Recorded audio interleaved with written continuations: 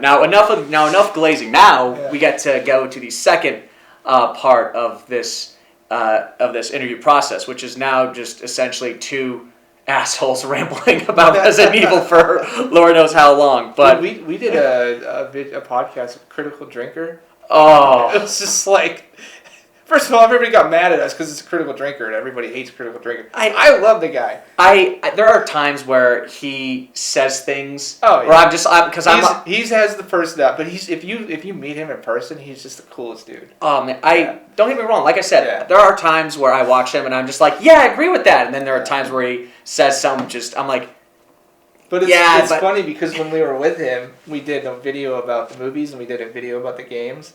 And the games were like, oh yeah, this is awesome. And then when we did the video about the movies, it's like we really broke out the alcohol for that. Oh my god! So before we get into all the games, which will be a lot more fun, let's just go into the movies because I'm just going to be honest, straight up. Yeah. One of the reasons why I never got into the games growing up as a kid, as a child, as a little shitlin, is because all of those movies, like they would come, like we would get one of those movies either once every 2 years or once a year. Yeah. And the first one by Paul W.S. Anderson, that one is at least good.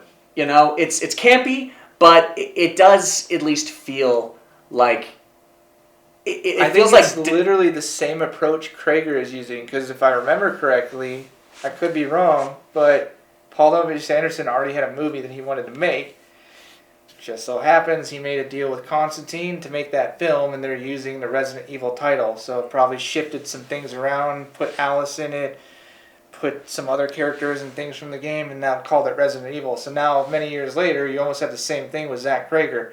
Already had a movie he wanted to make, had to readjust the script, boom, Resident Evil. Oh, actually, from what I've heard personally, is that the movie was actually originally always going to be a Resident Evil movie. However, for Paul W.S. Anderson? No, for Zach Krager. Apparently, what the deal was he essentially he was told, look, like we need either Sony's approval or we need Capcom's approval. Okay. Now, right now you're hot off of Barbarian and Weapons is getting like so much buzz. So this is what we're going to do.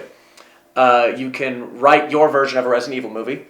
And if they don't sign off on it, then you just remove like elements that resemble Resident Evil. Oh, and so it's like almost vice versa. It could be like essentially the version we got is the one that he wanted to make, but there is I'm guessing there was at least a version where if Capcom and Sony didn't sign off on it, then he can make the tweaks and adjustments that he wanted, and then Sony's like, hey, we're still showing interest in you, go make your movie, but we're just not going to call it Resident Evil.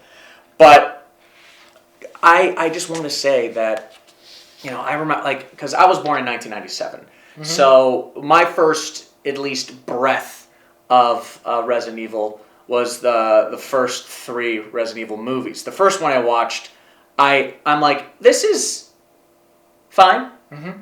It's a little inconsistent, but it's fine. And then the second one was just kind of bad, and the third one was also bad, and then everything after that was bad. And I never gave the OG game a shot. I never gave 5 a shot. And then I think between the 5th and 6th Resident Evil movies, ironically enough, Resident Evil 6 released. Yeah. And then I remember, because I was a big Call of Duty fan back then, never played for the multiplayer, but I played for the story. And there was this big push by Capcom to essentially make Resident Evil 6 kind of like Call of Duty. And I remember some of the older kids talking about, Resident Evil 6 and how bad it was. And then, I'm just like, oh, well, I don't really want to get involved with that if the games, if 6 is bad. And then I remember, like, the last 2 Resident Evil movies came out, and they were awful. Mm-hmm. And what's so odd to me is that all those movies are made by Paul W.S. Anderson, mm-hmm. and they don't follow each other's canon. Like, they contradict themselves so much. And now I'm just coming across as a rambler, but there is a point to all of this, which is going back to your movie. did you watch any of those movies and were in a sort of torturous way go, okay, I'm going to study these movies so I know what not to do with my movie? I wouldn't say I studied them in terms of what not to do. I mean, I've seen them all. I just didn't want to do that. That's all. Yeah, like I said, it just gets a point where you're not getting any younger, and the people who own the IP, I don't know what their reasoning is, and it seems like the general consensus online is, again, divided as it's become even more because of what's happening now with this new film. The general consensus seems to be, it looks like a good horror film, but maybe not a good Resident Evil film. I don't know. We're going to have to wait to see what happens. But no. And, I had some apprehension about it when I first heard some of the details. Because, I will be honest, I think I said this already, but I'm a new head Resident Evil fan. I got, after watching, I tried watching the Netflix series, or was it a Netflix movie? Or I haven't even touched it. I saw the dance thingy on YouTube. I was like, I'm out. Here's the thing. I will say this. Lance Reddick as Wesker, low-key, is one of the... He was the only saving grace for that whole show, or movie. I honestly don't remember. Because what's weird is that he plays Wesker more as this cold, calculating man. And, maybe not as suave as in the games, but he plays Wesker... he plays Wesker with just this level of intensity that I really enjoyed. And avoiding the obvious conversation about why people... The race swapping? Yeah, avoiding that, but sometimes you have to let an actor, speak for their performance. And he's a great actor. No, and that's the thing. That I think it's that reason why I was very forgiving of that change, because he himself played Wesker in a way I'm like, it's similar to watching Michael Clark Duncan as Kingpin. You're just like... That's what it's like you're like, okay, this... I always say that too, yeah. It's like, okay, the actor understands the character and he just nails it. He just fit that role. He's like a big, bodybuilder. Yeah, and Lance Reddick played Wesker in a way where I'm like, you want to know what? I see Wesker. It's I have to watch it. Oh no! Don't because that's the unfortunate thing. I always thought he was a great actor. Like every movie I've seen him in, he's been the what were the movies with Gerard Butler with the White House? That was White House Down. That was but I thought he was in. Was he in those movies or was he in John Wick?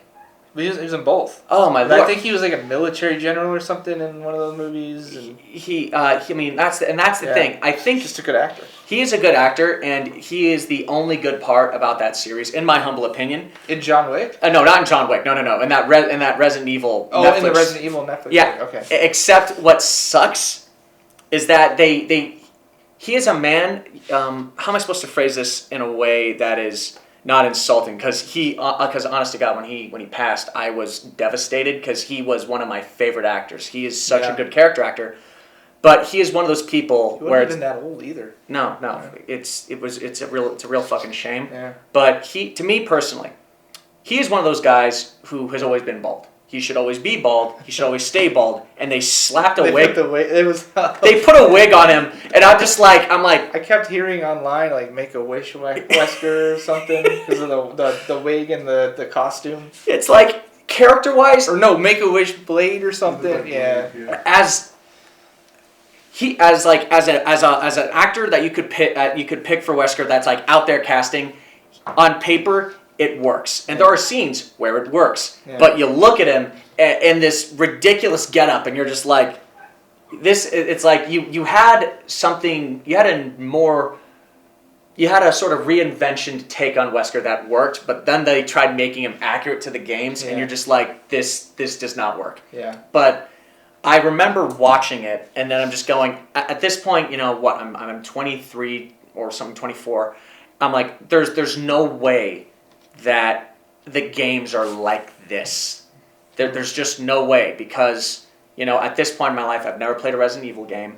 Yeah. And I wanted to experience them. And so I picked up RE2 Remake and RE3 Remake, and I started playing those. 2 Remake, I loved. 3 Remake, nobody loved. I like it for what it is. And now with Requiem, we now know essentially that Requiem, 4 Remake, and 2 Remake were all developed at around the same time to essentially retell Leon's story. Yeah. Which, by the way, now I'm the one getting all turned upside down. Mm-hmm. You included Claire in the game as like a fun little tip off at the end. Yeah. Was there ever at any point a discussion to include Leon? There was. I thought it'd be cool to have all of kind of the main characters, but at the end of the day, there's only one man that could have played Leon, and he has sadly passed away. Oh. Paul Haddad. No, and I can understand why you didn't want to go that route. Mm-hmm. That's perfectly fine. But it is rather odd because now we kind of know. I'm on Twitter as well. Yes, it's a lot of people shouting at one another, but yeah. I do like that everyone can at least get behind the idea that Leon Kennedy is Leon S. Kennedy is the face of Resident Evil. So now this is where I'm actually excited to get talking with you on this because you are an old head. You are a fan of the games. Yeah. So I guess to make this a little more structured, so it's not just a bunch of people, just 2 guys rambling for probably another hour or so. I can talk about this for days. Oh, dude, same here. But first, let me ask you, what is your personal favorite Resident Evil game, and why? The original 2 is. Oh, really? And why is that? I don't know. It's just what drew me in the most. I feel like I played that one maybe between 2 and 3. I played those the most growing up. It was just so fun. You play it to this day. It's just a roller coaster of emotions. The character designs, the sound design. The story kind of just draws you in. I don't know. It's just it's one of those things you play and you fall in love with it. For me, like a lot of the sounds, the music. Like I used to just let the game linger and have the music play in the background if I fell asleep or something when I was a kid. Really? Yeah. So and then like kind of like with Resident Evil Nemesis, the bits of the game where you hear like just the dead air and zombies moaning in the distance in the city. That also was like something I used to just listen to. As weird as that sounds, but it was just, Hey, look, I'm not here to judge. Some people put on a fan noise when they go to bed. Yeah. Some people, like me, put on, raindrops tapping on a window, maybe some thunder. And other people like listening to zombies destroy cities and, prevail through the streets. Everyone has their own thing. And, I'm not here to judge. Obviously not. No. But, it's interesting you bring that up, at least with the first Resident Evil. Uh-huh. But this is where I think even some old heads, such as yourself, and even new ones like me, kind of have to get to the specificities of it. Because for my generation, at least me personally, when we talk about the first Resident Evil, no one ever refers, at least the people I've talked to, no one refers to the actual first one released. 1996. Yeah, no one refers to that one. They refer to the GameCube remake, which unfortunately or fortunately is an objectively better game. Sure, there's a lot of stuff that they did remove, but it's a lot more focused, and it definitely. I don't know if they removed it terribly. They added a bunch. They added a bunch. George Trevor, Lisa Trevor, all that stuff. I don't think was in the original. But there was also a sort of precursor to the shock system, where you were able to at least get multiple endings and take multiple paths with different outcomes. Meanwhile, you still were able to do that in the original. No, that's what, in the original. That is what in the remake. That's what they took out a lot of that. They added in the story stuff, and they added in that level with the mutated child. Yeah. But I'm wondering from someone like you, from a fan. Yeah.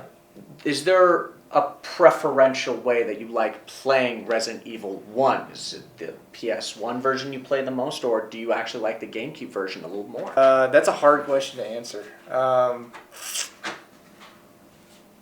I can't pick. I enjoy them both for very different reasons.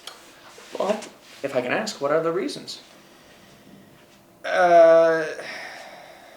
They're just both fun to play. I mean, one, it's just very different. It's lit differently. It plays differently. The difference, obviously, there's a different level in voice acting. Right. I still enjoy the level of voice acting, even though a lot of the voice actors may have been somewhat inexperienced. I mean, and back in the day, it was like a language barrier thing too, you know. So.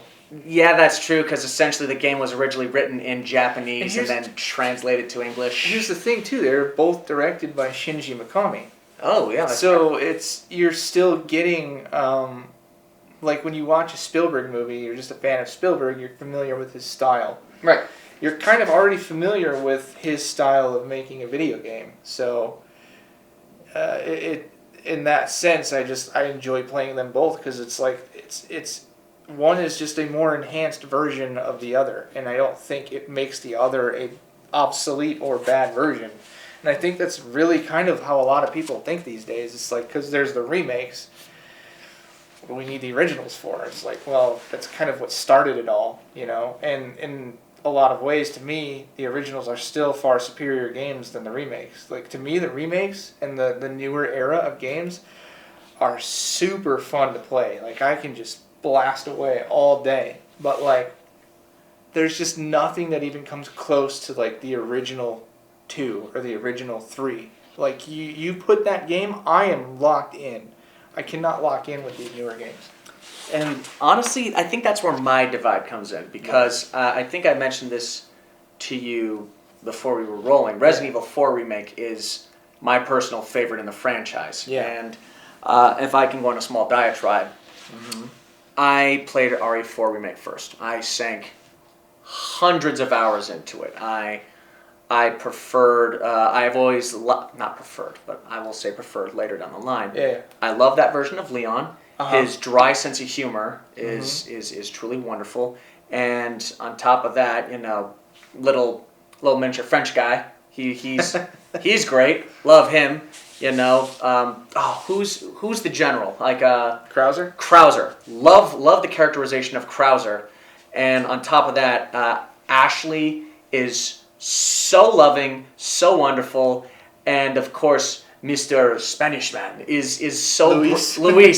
I love Luis so much. Yeah. Because and even when he takes a knife in the back from Krauser, you know, I felt legitimately sad.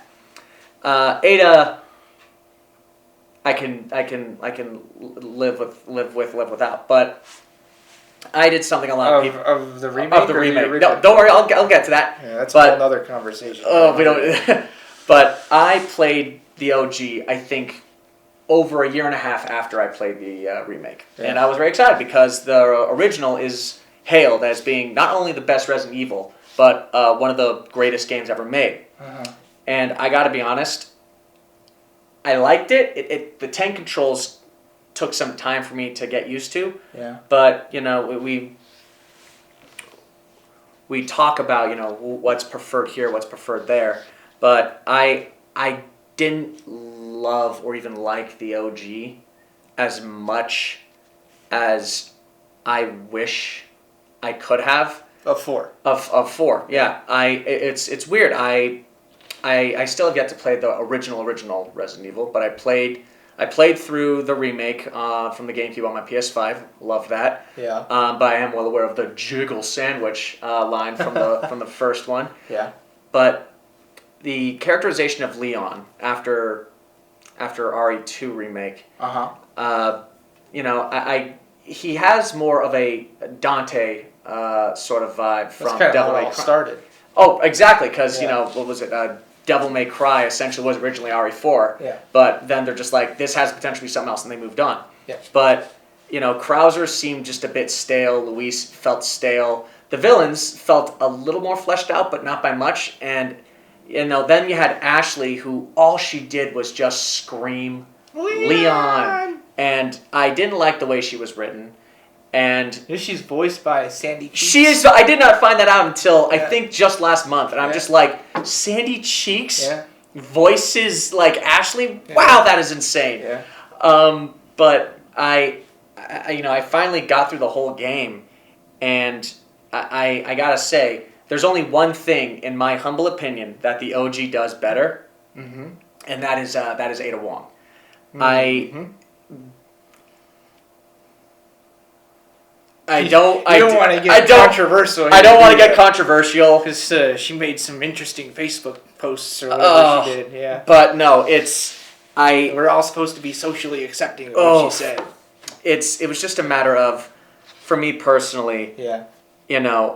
I understand why they did the recast for RE4, but it's like a 10th generation Asian American. It's like, what's the big deal? To me personally though, I just felt the performance was not great. Sure, she's a great actress. No, and that's the thing. In other things, she's wonderful. I get the approach. I do. I understand where the intent is. You wish she did a better job. You're making a game for gamers, not this crazy world of geopolitics, and that's where I think the disconnect may have been. No, obviously, and for me personally, though, that is really the only thing about the OG that I believe that the remake just didn't get quite right, and that is Ada felt more like a femme fatale in the OG than she did in the remake. And I don't know if that's at the fault of the actress or at the fault of the writing. But it could have been both. It really could have. But overall, again, not that she's a bad actress or anything. No, it's just her take on the character. Her take on the character was not... Because I think when the Separate Ways DLC came out, I actually liked it a lot better. No, the Separate Ways DLC actually plays so much better. Yeah. And, it is just unfortunate that is actually DLC rather than part of the original game. Yeah, I get what you're saying though. No, and it's ironic. It's clear they had more time with Separate Ways than they did with RE4. Yeah. And because you watch how Ada acts in the Separate Ways DLC, and to the actress's credit, she does do a lot better. And I don't know if that was because of a response to the game or because of something else. But for me personally, in the base game, I believe that OG Ada takes the cake. But now... Sally Cahill, voice actress. Really? Yeah. And then Jolene Anderson in RE2 Remake. Oh, man. By the way, and that's the thing. RE2 Remake, Ada, definitely, absolutely wonderful, because to me, they're both interesting in their own ways, between Lily Gao and the rest.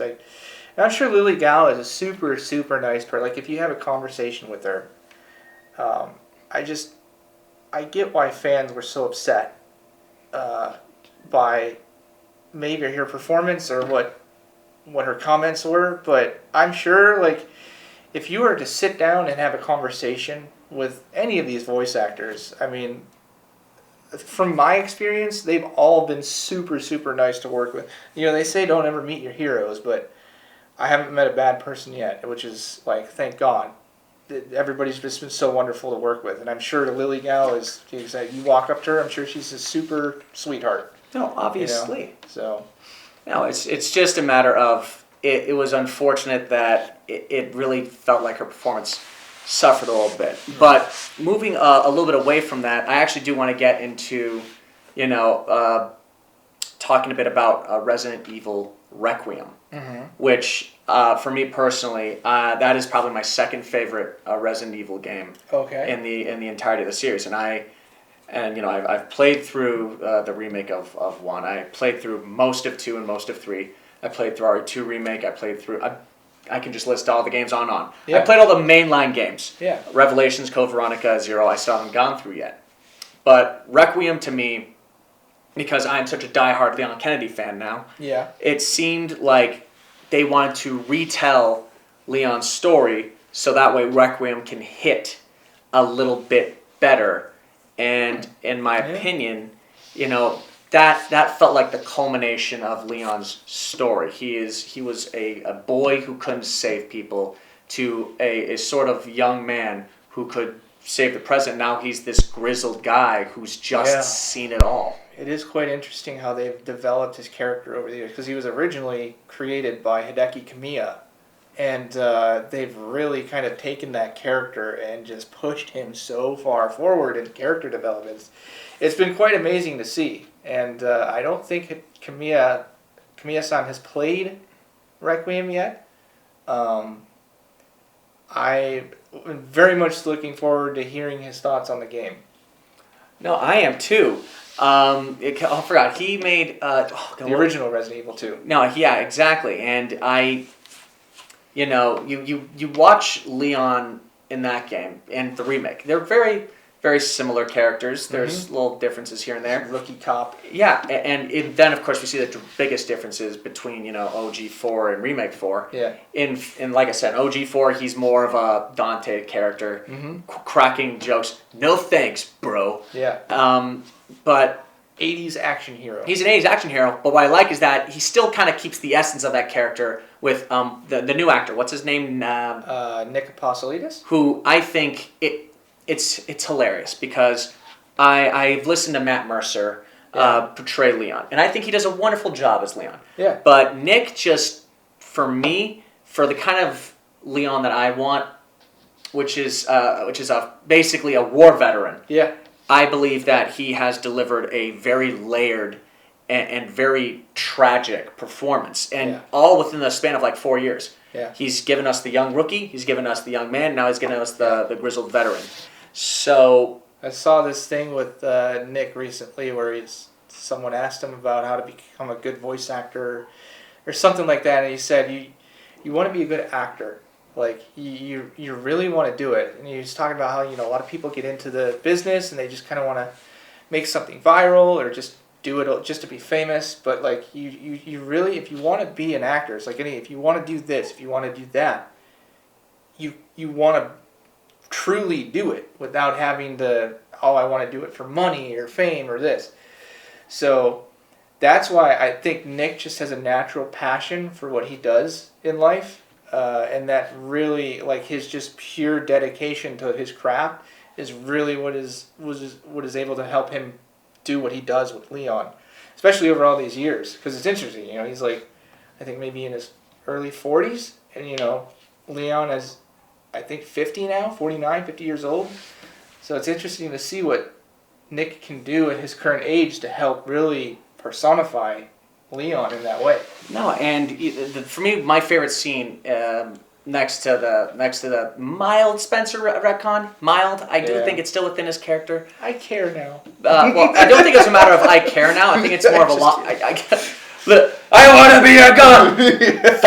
5 seconds before, here, take this baby. I think it may have fucked up, but just take the baby. Like, it does work, but if you boil it down like that, it just sounds like a decrepit old man. It's like I have feelings now. But I've seen elements of Grace Ashcroft from other games, and to see her come back, I was actually kind of excited because I had heard about her growing up. And I'm like, oh, her daughter. That's Alyssa Ashcroft. Alyssa Ashcroft, yeah. And then you're just like, wow, I wonder what crucial and integral. Yeah, it's just and you're like, oh fuck. And then of course when I died, I'm just like, I guess she's out in the game. And I'm chuckling, and then the actress who's playing Grace is just giving this. Yeah, she's very good. Yeah. Holy shit! By the way, just for the record, whoever plays Grace Ashcroft, if you're watching this, you did. What's her name? Oh my goodness. Saint Albano. I don't know, but whoever plays the actress who's played Grace Ashcroft in the newest Resident Evil game, whoever you are, you delivered probably one of the best performances in any video game I've ever seen.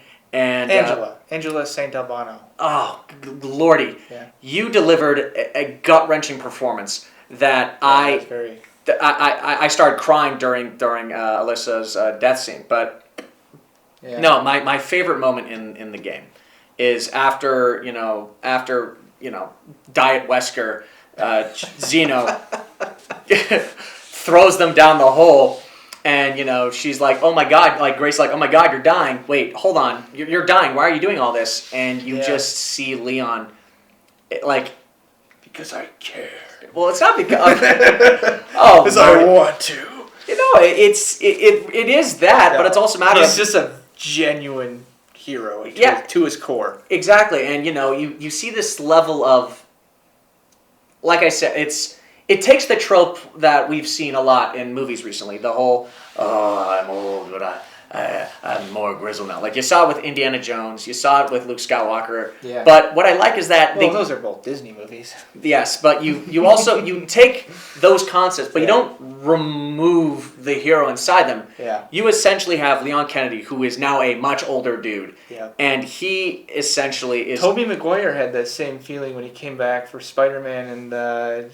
was that No Way Home? Yeah, and he didn't change. It was like he's still a hero at his core. And that's what people love to see. Exactly. And here's the thing: he's old. It's not a matter of times change me. Right. It's like I'm older now. Yeah. I'm more mature. I've seen some shit, but like I'm still gonna try and stay true to who I am. Yeah. And the moment where he's down there, and you can feel that he's almost crying because.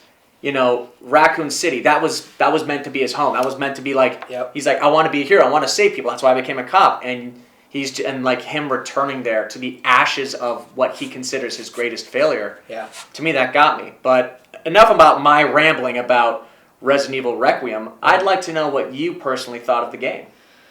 I enjoyed the game. I enjoyed everything, maybe except for the story. The story just kind of fell off at the end. And I would have loved to see more, I guess, legacy characters come back, but other than that, I mean, I have fun playing it. I mean, I don't really have much to say about it other than like you plug it in, you hit play, and you're blasting away at zombies. And the first part with the what is the name of his Rhodes Hill Mansion? What's the Renwood? Renwood Estate or something? Renwood, like the hospital section. Yes. That whole portion of the game is to me. I'm like, yeah, this is really awesome, and it's cool going back and forth with. It's interesting. I don't know if I really dig the vibe of going back, from action to survival horror, first person to third person. It's unique. I don't know if I like it yet, to be honest, but it's fun. That's actually very interesting. Yeah. For me personally, I actually do think that's where one of the game's greatest strengths are. Going back and forth? Well, yeah, because you have... I played Resident Evil Biohazard, which is ironic because the game is called Biohazard in literally every other fucking country except for America for whatever reason. Copyright issue from a 90s band or something. Pretty much. Yeah. But... You play that, you play Village. The first-person perspectives work pretty well, especially for the horror elements. Yeah. But what they learned from Remake is that for actual action, third-person goes a long way. And, you can play Leon's portions in first-person, which I tried. And then I realized that after dying for the fourth time on Insanity Mode, I'm like, and by the way, this was just... Only four? Oh, no, this was on the first mission. Okay. Right. I'm just like, first section is Leon. I'm like, I can't do this. Yeah. I need to be able to see what's behind me. So, I switched it to third. But I enjoy the fact that Requiem was... It's ironically the antithesis of 6. 6 tried... watering down everything to appeal to a mass market. Mm-hmm. Meanwhile, Requiem basically was they made it everything and then appealed to just those people. It's like, hey, you want your John Wick in a horror movie game? Here's Leon Kennedy. You want your first person like new wave of RE fans from 7 and 8? Here you go. Yeah. There's Grace Ashcroft. You can wander around and nearly shit yourself with the opera singer zombies and Gronk, which those still scared the shit out of me. Yeah. Plus the whole section with the girl, but I think that switching between the two on paper should not work. You are absolutely correct. It's weird. It's definitely weird. Yeah. But what's the phrase? I don't hate it. No, obviously. I don't love it, but I don't hate it. No, every person I've talked to about it either has your response, which is just, it's weird. Yeah. Well, so you hate it? Never said that. It's just different. It's different. Yeah. It's very much hard transitions between the two. It's weird because it works when it shouldn't. No, on paper, it should not work. Yeah. And yet, what's Todd Howard's famous phrase? It just works. And it literally, it just works. Yeah. And, overall, hold on, what? Oh, shit. Okay, well, I am now realizing how long this interview has actually gone. I was checking the card just now. We're okay. No, we're fine, but at the same time, I now realize that this video is definitely going to have to be split into two. Yeah. One that's focused on the movie. I told you, man, I could talk about this stuff all day. No, I do. I can too, but out of respect, I'm like, we're probably going to have to, separate these things. But there's a couple more things, at least in regards to the games, that I would love your take on. And, one of which we have not talked about yet, and two of which we have definitely talked about, but let's go with the one we haven't talked about yet. Okay. So, spoilers for Resident Evil Requiem, which, I'm sorry if you're going to continue watching. I don't know what to tell you. The game's only been out for like a couple months now. Exactly. But then again, I have so much stuff going on. Yeah. But, so, at the very end of the game, and before that, a little bit of context, so I can do more of a diatribe before I ask you my question. You mentioned legacy characters. We got Sherry and we got Leon. Uh-huh. And I do at least appreciate the game actually having some level of restraint, because the RPD section, when I first played through it, I was in there for about maybe 30 minutes, almost an hour, just exploring. It was great. I loved it. In the actual gameplay loop, you don't need to be there any longer than like 5 minutes. You just go straight through. Oh yeah, no, it's the back hole in the wall. Exactly. And that's the thing. You're only there as long as you want to be, and I love that. And they could have easily mentioned Ada. They could have easily mentioned Claire, but instead, there's still DLC to come out. Oh, I know. There's a minigame coming out, I think, in a couple weeks, which is basically just Mercenaries mode. Yeah. I really hope that we get like a Horde mode, because the gameplay loop for Leon is just so damn good that more John Wick action. Like, the thing that made me so mad is that Mercenaries in RE4 is great, but then, once you get to a certain level, you're done. But I want to still keep playing. No, doesn't matter. You can replay it if you want, but you're done. Well, can you let me keep going until I die? Like, I feel like that's a lot cooler. But we don't know much details. We just know that essentially it's going to be in Mercenaries mode, but not fully. Okay.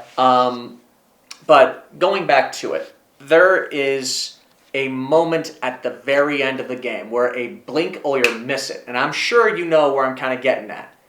Do you know anything that happens with Leon's character at the very end of the game that has sparked online? So when you have to make the decision? No, not that. Not the decision part. No, that's not what I'm referring to. So hold on. Did you not notice the little detail about Leon at the very end of the game? Did it have something to do with the infection, the stage 3 infection? Oh, no. See, turns out, and the director of the game has actually addressed this, which we will get an answer to at some point down the line. When Leon... with the ring. There we go, the wedding ring. Okay. So, apparently that will be answered. They're still deciding whether or not they want to answer it with a story DLC or in the next game. Walking dangerous territories as a director with that one. Oh, obviously. Because you know what everybody wants, and if he does not do that, there can be a lot of unhappy people. Here's the thing, though. Right now, it's a tie between 4 people, and what's really... There should only be one. There's only one obvious answer. Ada, obviously. Yeah, but what's ironically enough is that there was very heavy consideration that Sherry... So it's probably Sherry, Ada, Ashley, Claire, or Ashley. Yeah, Ashley. Which Ashley's just like, really? Well, that's the thing. A lot of artwork and fan response for them to be together came from the remake. The OG, it was mainly just like a ugh, I have to escort her. Are they like 10 or 15 years apart? Ironically enough, Ashley's actually closer to age to Leon than Sherry was. Ashley. How old was Ashley in Resident Evil 4? Ashley was about 20 years old. Leon was about 27 when the events of RE4 took place. Okay. So what's very interesting, and people are just like, "What? Sherry was 12." Like I never got a connection from like even in the original. I never like when she was like, what did she say on the jet ski? Like, how about doing round 2 at my place or something? Some weird line. Like overtime. Yeah, like yeah. What? What? And Leon was just like, no thanks, bro. No. In the remake, it's a lot more sincere, and it's not like this is just like a girl with a crush. It's more like there's something developing here, which is partially why I kind of wanted to see Ashley be that, but at the same time, we have the only 2. Now it's really just 2 games we actually get mentioned of her are both RE4. Sherry apparently is a contender, but apparently a lot of fans don't want that because people are like, oh, the age difference. And it's like, she was 12, Leon was 21. Yeah. Now they're both in their 40s. Yeah. So, but apparently the real 2 top contenders are, in fact, Claire and Ada. Ada because... Those 2 would make the most sense. Well, and Claire wouldn't make the most sense to me because the way they've been portrayed over the years is they have more of a working relationship with each other. But I don't think you quite understand. You see... Leon has to carry on the Chris Redfield bloodline. The Chris Redfield bloodline. I really Sleep with my sister. I Leon. really need you to fuck my sister, Leon. No, but the fact that they're hiding it this much, it's probably a great marketing ploy. Because now we just have more and more people talking about, like soap opera at its finest. It really is because even on Twitter, that's the big thing I keep seeing people scream about, which is when are we going to find out? Yeah. And Ada really is the only one that makes the most amount of sense. Mm-hmm. He has had the most contentious of all relationships with her. It's very much a Batman-Catwoman relationship that they have. Yeah. Yep. But there are, I guess, some levels of dissent that makes the most amount of sense, which is it wouldn't really work for Ada as a character in some ways because she has always kind of been, I'm on the run, I do what's best for me. With Leon, though, there are some cases where it's different, She saves him by throwing the rocket launcher. She goes out of her way to save him in 2 and 4, even though she doesn't have to.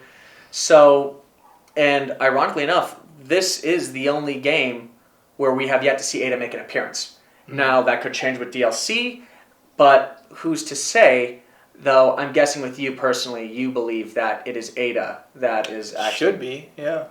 Yeah, and...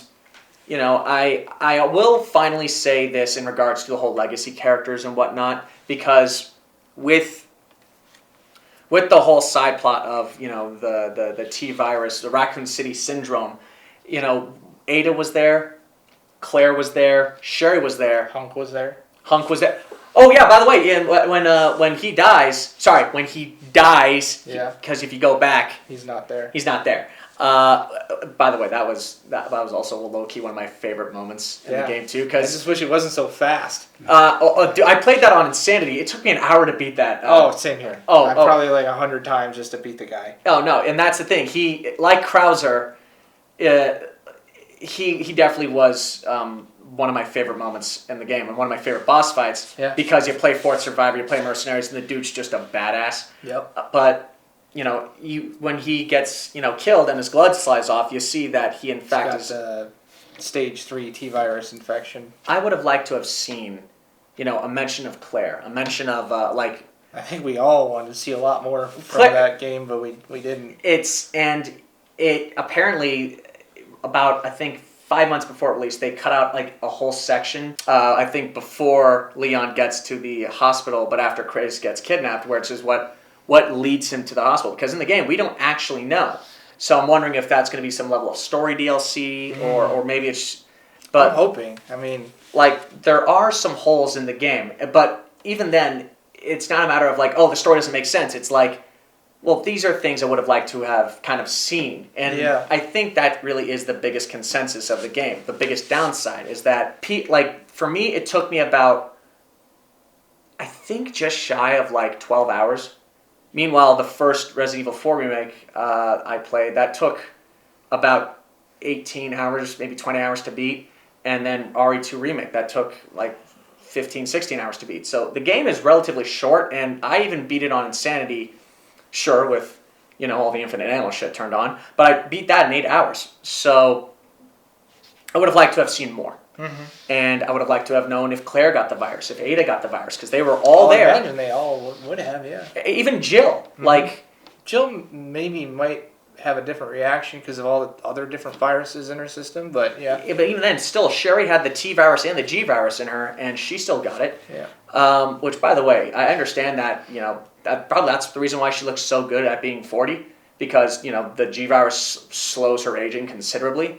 But, there's the fact that she still got it means that, even if you have all that stuff in you, there's still levels of, virus enteropathy that can fall in line with, being infected. Yeah. So, overall, I would have liked to have seen maybe Chris try to alert Leon, hey, maybe that's why I want you to go to, Raccoon City. I want you to find a way to, cure. But then again, that would have made no sense, because how would Leon know? Yeah. But that's my whole section on Resident Evil 9 Requiem. Mm-hmm. My final question for you is that there is a large rumor currently circulating that the next game after Requiem, not in terms of timeline, but in terms of release, mm-hmm. is in fact a remake of one of 3 games, which is the first ever Resident Evil, which is, maybe remade the second time. Remake of a remake. Yep, and then 0 and Code Veronica. Okay. Which one do you want to see remade, and which one do you think it will be? I mean, I would like to see them all get remade. It'd be kind of weird seeing one remade again, because again, it's like a remake of a remake, unless they remake the very first one, which then it would be a remake, and then you would have 2 remakes. So it's really weird what you could do there, but yeah, for me personally, it's cool that they're doing all these remakes, and now that there's younger generations getting into it, but at the same time, we're on the 9th game. Are we gonna make Resident Evil 20? I get it. It's a money thing. Yeah. But at the same time, how many titles are we going to make? I think Berto and I were talking earlier about something Spielberg just said recently. I get this is really big right now with Resident Evil, but how long is it going to keep going? And Spielberg's point that he was making in whatever article he was talking to at the time was the world needs new ideas. We need new ideas. We need new IP.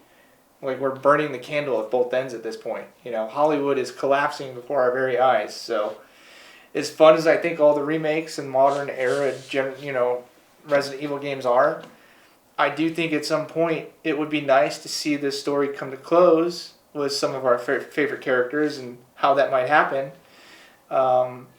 And I do think it would be cool to start seeing more new ideas get birthed into this world. Because we did it before. We've done it for many years, but now it's just we've seem to come to this standstill as a society, So that's what I would like to see moving forward. That is honestly one of the most mature answers I think I was sorry, you kind of caught me at a loop here. I was kind of expecting something else, but that is a very mature answer, and I actually respect it quite a lot, sir. Well, thank you. No, and and that's why I think something like Pragmata, which another Capcom game, which is a new IP, right? Yeah, it's a new IP, and it's Good. really fun. Yeah. I've sunk about 7 hours into it as of now, and it's I saw some video where Nick Apostolidis and the other voice actor were playing on a stream, and then he just fed Nick a cookie or something while he was playing. It's so much fun. I can't wait to hear your take on it. But I don't know if I'll play it. It's not my thing, but I'm glad people like it. And I have a very different preferential taste in games. So no, it's very cutesy, and the idea of a puzzle shooter doesn't really sound right on paper, but it kind of like Resident Evil Requiem, it works. Yeah, it shouldn't, but it does. And with that, Mr. Saullo, I think that is where we will conclude our time here I really would love to once again thank you for causing dogs to bark. Apparently, they do not want this show to end. But at the same time, I think we are damn near close to almost 2 hours into this. Yeah. And no, I do not wish to take up any more of your time. I really appreciate you coming to speak with me. Yeah, thank you for doing this. This is great. Of course, Yeah. and I'm glad you decided to stop by. Yeah. And to those of you watching, links to his socials will be in the comment section below. Will be in the link in the description below, as well as a link to the IMDb, as well as, once again, a link to the actual movie. Please support this in any way you can. It is well worth your time, and I do believe it's well worth the price of admission, which, guess what, is free. Free. I don't own the IP, so it's free. Exactly. So, with that, I'd like to thank you all for stopping by and watching. And Mr. Saullo, hope you and you, dear viewer, have a great rest of your day.